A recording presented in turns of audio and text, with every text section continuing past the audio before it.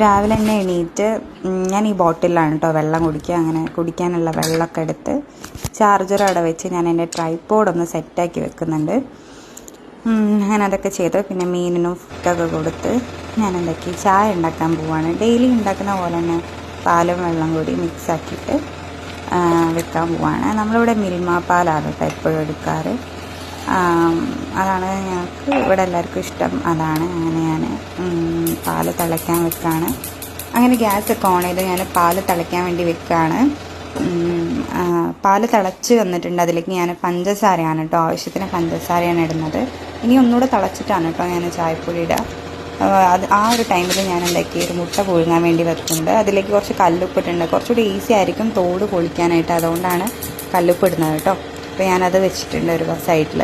അപ്പോഴത്തേക്ക് നമ്മളെ പാലൊക്കെ തിളച്ച് വന്നിട്ടുണ്ട്. അതിലേക്ക് ഞാൻ ചായപ്പൊടി ഇട്ട് നമ്മൾ ചായ ഇവിടെ റെഡി ആയിട്ടുണ്ട്. ഞാനൊരു കപ്പ് എടുത്തിട്ട് അതിലേക്ക് ചായ തരിക്കാൻ വേണ്ടി പോവാണ് കേട്ടോ.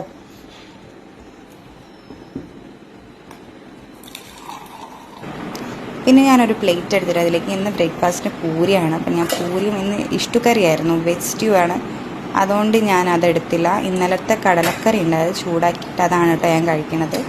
അതിൻ്റെ കൂടെ പുഴുങ്ങിയൊരു മുട്ടയാണ് കഴിക്കുക. അപ്പോൾ ഇതാണ് എൻ്റെ ഇന്നത്തെ ബ്രേക്ക്ഫാസ്റ്റ് കേട്ടോ. ഓരോ ദിവസവും ഡിഫറെൻ്റ് ആയിരിക്കും, പക്ഷെ ചായ എന്നും സെയിം ആയിരിക്കും.